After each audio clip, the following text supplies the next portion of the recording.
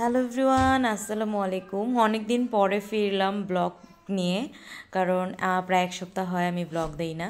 তো যাই হোক, সকালে ঘুম থেকে উঠলাম, উঠে দেখি জারিফ, জাবের, জুয়াইরা এই যে দেখুন, এই আমার সোফার ফর্মগুলো নিয়ে ওরা ঘর বানিয়েছে। অবশ্য এটা সবসময় আমরা ছোটোবেলায় করতাম, ওড়না দিয়ে চারপাশে চারটা খুঁটি বেঁধে ঘর বানাতাম।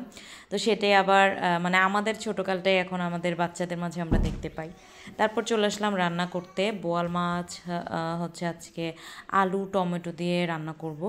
এখানে আমি আম দিয়ে ডাল রান্না করেছি, চিংড়ি মাছ দিয়ে করলা রান্না করেছি, আর এই যে এটাকে জিরে বাটা দিয়েছি, যেহেতু বোয়াল মাছের তরকারি একটু জিরে বাটা দিয়েছিলাম। জিরে বাটা আর আদা বাটা দিয়ে সুন্দর করে পেঁয়াজটাকে ভেজে কষিয়ে হলুদ মরিচ দিয়ে তারপরে আলু টমেটো দিয়ে আর একটু কষিয়েছি। তারপর ভাজা মাছগুলো এখন ওপরে দিয়ে দিলাম। রান্নাটা শেষ হলে এখন জারিফ আর জাবেরকে আমার ভাত খাওয়াতে হবে, আর ওরা সবসময় ভাত নিয়ে কারাকারি। তোমাকে দিব না,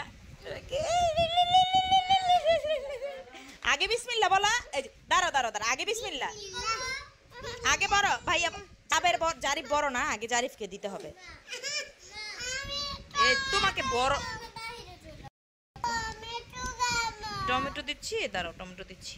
এই যে টমেটো একটা পাইছি, নাও। ভিতরে টমেটো আছে, ভিতরে টমেটো আছে। দেখলে গোস্তটা পড়া যাবে, দেখলে গোস্ত পড়া যাবে। বিসমিল্লাহ বলো, বিসমিল্লাহ। এই যে টমেটো, এই যে রেড কালার টমেটো, নাও। আসো সামনে আসো, এই যে প্লেটের সামনে আসো। হ্যাঁ বলো, বলো।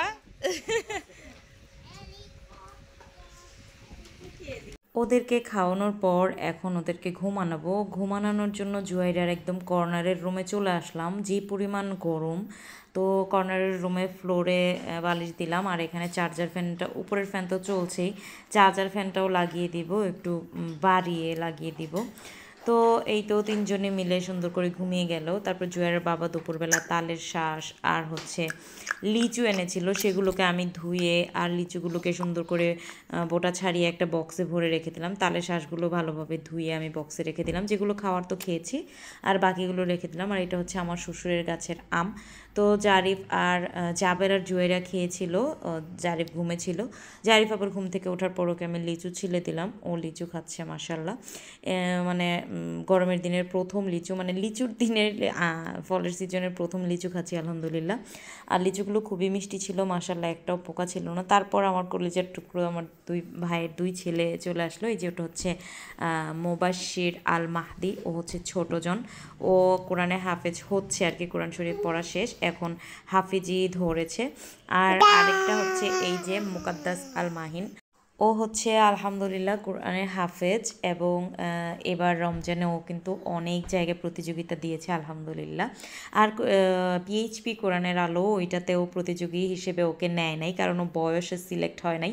পিএইচপি কোরআনের আলোতে সব সময় 12 বছরের হলে তারপরে নেয়। তো মুকাদ্দাস আল মাহাদির 12 বছর, মাহিনের 12 বছর হবে, এই জন্য আর কি ওকে নেওয়া হয়নি। 12 বছর শেষ হলে নেয়, ওর হচ্ছে 12 বছরে পড়েছিল, এই জন্য নেওয়া হয়নি। তো যাই হোক, সবাই দোয়া করবেন যেন এবার আমার বাবাটা পিএইচপি কোরআনের আলোতে ওখানে চান্স পায়। আর এই যে আমার গাছের আম, আমার শ্বশুরবাড়িতে যে আমি গাছ বুনেছিলাম, সেই গাছের আম প্রতিবারই মানে খুব তাড়াতাড়ি পেকে যায় এই আমগুলো। আর আমার শ্বশুর প্রথম আমটাই আমার জন্য পাঠিয়ে দেয়। এই যে দেখুন 10-12টা আম পেরেছে আমাদের ওই গাছে উঠে, আমার শ্বশুর টিপে টিপে পেরেছে। পারার পরে আর কি আমগুলো খুব পাকা, তারপরে ওগুলো আবার কেটে দিলাম জারিফার জাবেরকে খাওয়ার জন্য। আর এই যে হচ্ছে শুক্রবার সকালে ঘুম থেকে উঠে জুয়ারের বাবাকে আমি পাম পড়তে দিচ্ছিলাম, চলো না একটু ঘুরে আসি, আকাশটা কত সুন্দর, কত মনোরম দৃশ্য, বাহিরে কি সুন্দর পরিবেশ, মানে যত ধরনের পাম পড়তে আছে পৃথিবীতে সব দেওয়া শেষ। দেওয়ার পরে বেচারা একটু রাজি হয়েছে, তাহলে যে আমি বলেছিলাম 300 ফিট যাবো, ও বললো যে না তাহলে মাওয়া চলো, মাওয়া যাই। আমার গাড়ির কাগজ এখনও পর্যন্ত কমপ্লিট হয়নি, মানে নাম ট্রান্সফার হয় না এখনও। তো বললো যে চলো মাওয়া যাই, এখানে যাব না। ও মা, এত পরিমাণ রোদ বের হয়ে দেখি, ও তো আমাকে বকা দিচ্ছিল যে এই ঠাটা পড়া রোদে তুমি আমাকে মিথ্যা বলে নিয়ে আসছো, বললা যে মনোরম দৃশ্য এই সেই। ও অবশ্য একদম মানে ঘর থেকে উঠে ঘুম থেকে উঠে শাওয়ার নিয়ে রেডি টেডি হয়ে মানে বাইক নিয়ে জাস্ট বের হয়েছে। ও বাইরে এসে দেখে এরকম ঠাটা পড়া রোদ। তো ও যেহেতু বের হয়ে গেছে রেডি হয়ে, তা মানে আর তো ঘরে যাওয়ার সুযোগ নাই। তো এই জন্য আর কি ও আবার আমরা মোটামুটি 1টার মধ্যে চলে এসেছিলাম মাওয়া হিলসা ফিশ প্রজেক্টে। ওর বাবা হচ্ছে আমাকে এখানে নামিয়ে দিয়ে বললো যে তুমি একটু এসির বাতাস খাও, আমি নামাজটা আদায় করে আসি। তো জুমার নামাজ আদায় করার জন্য ও আমাকে এখানে ফেলে রেখে চলে গেছে। তো যাই হোক, আমি এখানে একা একা বসে এসির বাতাস খাচ্ছিলাম মাগনা মাগনা। আর এসির বাতাস যে আমি ফ্রিতে ফ্রিতে খাচ্ছিলাম, এই জন্য একটা ভুলবশত আমি আবার এখানে আমার সানগ্লাসটাও ফেলে চলে গিয়েছিলাম। তো যাই হোক, পরে আবার যাওয়ার সময় কিন্তু আমি এখানে এসে সানগ্লাসটা আবার নিয়ে গিয়েছি, যেহেতু এখানে সামনে দিয়ে হচ্ছে একদম পদ্মার পাড়ে মাওয়াঘাটে যাওয়া যায়, যেতে হয়।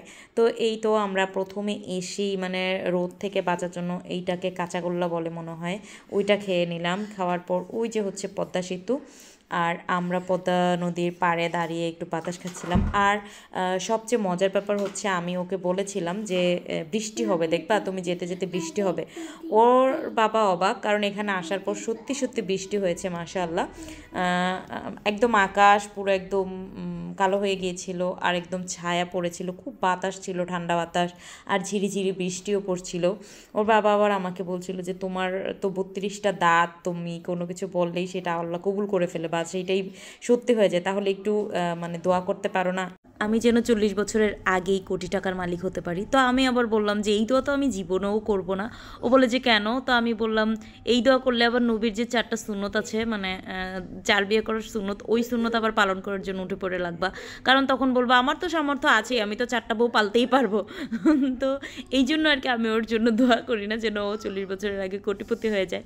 তো আমরা ওখান থেকে আসার সময় মাওয়াতে মেলার মতো হয় সব সময়, ওইখান থেকে এই যে জারিফার জাবেরের জন্য এই কাঠের খেলনাগুলো নিয়ে এসেছিলাম। মাশাআল্লাহ, ওরা খুব সুন্দর করে এই খেলনাগুলো দিয়ে খেলছে। আর আমি ওদেরকে সব সময় মানে এইটা সেটা দিয়ে বিজি রাখি, যে দেখুন কাগজ কেটে কুটি কুটি করেছে পুরো বিছানা। আমার কথা হচ্ছে ঘর এলোমেলো করবি কর, পুরো ঘর এলোমেলো করে ভাসিয়ে দে, তাও মানে মোবাইল নিয়ে চুপটি করে বসে থাকিস না যে ঘর আমার গোছানো থাকুক। তো বিকেলবেলা আমি পার্সেলগুলো রেডি করলাম, এটা শনিবারের ঘটনা। পার্সেলগুলো রেডি করে বিকেলবেলা আবার জুয়েলের বাবার জন্য সিঙ্গারা বানিয়েছি। প্রথমগুলো একদম মানে বস্তা বানিয়েছিলাম, করতে করতে লাস্টে আবার এই যে সিঙ্গারার শেপ হয়েছে। যদিও আমি সিঙ্গারা এর আগে কখনোই বানাইনি, মাশাআল্লাহ খুবই সুন্দর হয়েছিল সিঙ্গারাগুলো। তো এখানে ওর বাবার জন্য আবার একটু টমেটো দিয়ে সালাদ করে নিলাম। আর এইটা ছিল রবিবারের পার্সেল, গতকালকের আর কি। অনেকগুলা পার্সেল ছিল কসমেটিক্স প্লাস সেরেলাক মিলে আর কি। তো ভালো থাকবেন সবাই, আল্লাহ হাফেজ।